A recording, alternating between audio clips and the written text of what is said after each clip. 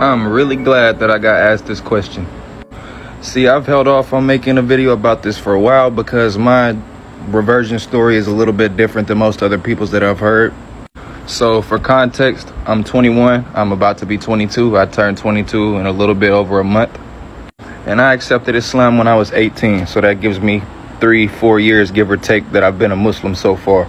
So in case you couldn't already tell, I'm from the United States, the southern United States. I'm from the state of Georgia, and I'm from the metro Atlanta area to be specific. So for those of you who don't really know too much about the geography of the U.S., the state of Georgia is one of the southeasternmost states in the country. And when I was 17, well, basically turning 18, but right before my 18th birthday, I moved from the state of Georgia all the way to the Pacific Northwest to the state of Washington, which is basically on the exact opposite side of the country. Less than a year after arriving in the state of Washington, I was arrested for the first time in my life, charged with attempted robbery in the second degree. And then while I was out on bail for that, I was arrested again for an armed robbery. Well, the second time that I was arrested, I was sitting in my jail cell and I didn't have much to do but think and reflect on my past decisions. And I basically realized that my life was falling apart. I was ruining my life at the young, ripe age of 18. And at this point, I was an atheist. I didn't come to Islam from Christianity. Obviously, I come from a Christian family. I'm from down south, the Bible Belt. Most everyone down here is a Christian. I left Christianity when I was really young, like 10 or 11. I stopped believing it was true. And this is partly due to my family not having very much knowledge of their own religion in the first place.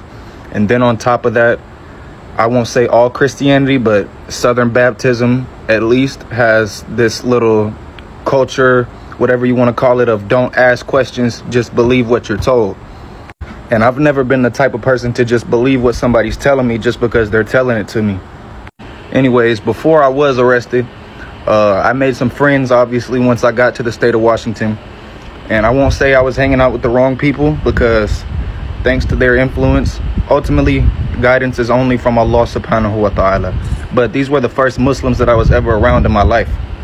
So while I was sitting in my jail cell, just reflecting on the decisions I've made and what my life has led me to up to this point, I decided that I'm at rock bottom.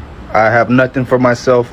I'm not around any of my family. I'm 2,000 miles away from anyone who I have any type of relation to as far as familial or blood relations. To give a little bit further context, when I was arrested the second time, I was arrested with my ribs broken due to an altercation I had gotten into about a week earlier. And I was also going through withdrawals because I became addicted to a terrible, terrible substance known as fentanyl. So there I was sitting alone in my jail cell, and I was in isolation. We call it the hole. It's basically they put you in a cell by yourself. You're allowed to come out for 1 hour a day, and within that hour you have to use the phone and take a shower all in that hour.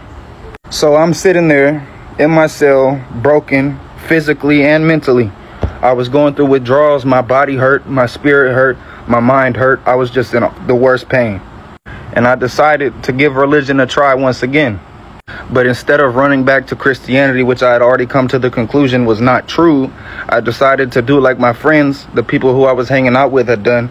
And I decided to give Islam a try. At the time, I basically knew nothing of Islam. I knew that God is called Allah, and I knew that you face east when you pray. So I asked the CO who was on duty. I wrote a letter to the chaplain. I asked for the Quran, and I also wrote to the cafeteria or kitchen, whatever you call it. I asked them to put me on the Muslim diet. So they accommodated my dietary request by the very next day. The very next morning, I was no longer receiving haram food from the kitchen. But it took about 2 weeks for me to get the Quran for the first time, though.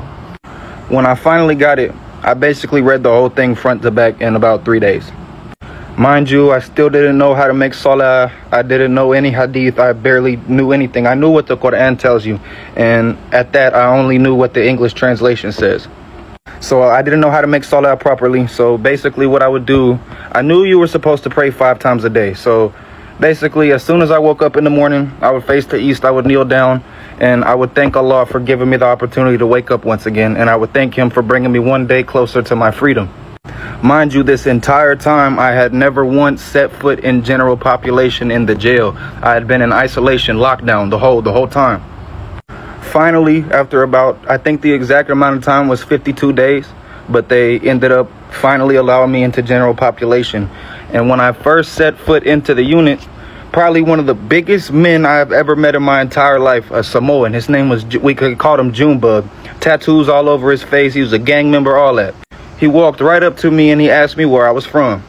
So for those of you who don't know, when you get that question in a jail, they're usually not asking where you're actually from. They're asking if you're a gangbanger and what gang you're from. So I didn't understand the question. And I also was unaware that the jail I was in also enforced racial politics. I told him I was from out of state. I told him I was from Georgia. And he asked me, was I Caucasian? To this day, I really don't know why he asked me that, because it should be obvious enough at this point. But then he told me that apparently because of the way that I walked, moved, and my accent that I have, he told me that he felt like I wasn't going to get along with the other white people in the dorm. And he gave me, I don't want to call it an opportunity, but he asked me, instead of rolling with the whites, did I want to join API, which stands for Asian Pacific Islander. So basically, if you're anything aside from white, black, or Hispanic, you're considered API. Native Americans are considered API. Arabs are considered API. Islanders are considered API. East Asians are considered API. Like I said, anything aside from white, black, or Hispanic, you're API. He asked me, did I want to roll API? And I told him, sure. I don't know nobody around here. He seemed cool enough. He walked right up to me, and he presented himself as firm, but fair also. So I took him up on his opportunity. The first thing I had to do after accepting this was he brought me upstairs to his cell, and he told me that since I'm white and I'm not actually Asian, I had to fight somebody to be able to roll with them. I didn't have to get jumped. I didn't have to fight somebody who was way bigger than me. He let me fight someone, I'll just call him Slim, Cambodian dude. He just let me fight him one-on-one. After I fought him, he let me right in. They gave me food, clothes, all that. Once I got into this unit in general population, there was a book laying in the bin where all the library books were at called Guide for New Muslims. This book taught me all about how to take your shahada. It taught me how to make salah. It taught me about dua.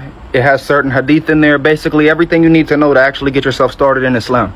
Months go by. I'm kicking it with everybody. I'm cool with everybody. I'm walking around calling myself API. That's the homies.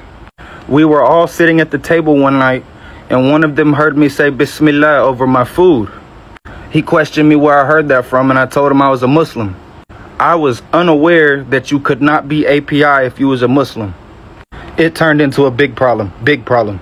So right as we're having this little argument, they call for lockdown. Everybody has to go back to your cell for 2 hours.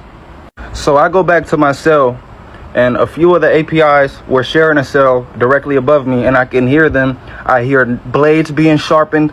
I hear all type of talk about how I'm about to get smashed. It's got to be bad. They're about to jump on me when we come out of the cells. One thing I did not want to do was call the COs and slide a note to them and tell them I felt unsafe, because that'll have you labeled as being scary or being scared or something like that. So I prayed to Allah subhanahu wa ta'ala. I said, however I handle this situation, please just make sure I handle it in a way that's pleasing to you. Right after I made this dua, one of the COs came to my cell and asked me where I got this tattoo from. I refused to tell him where I got the tattoo from. So he took me out of the unit and took me right back to the hole. So I didn't have to worry about what was about to happen when we all came off of lockdown. This dua that I made right here, that moment right there, is what convinced me that Islam was the truth 100%. And from that day forward, I've stuck to Islam, and I will remain a Muslim, and I will die as a Muslim.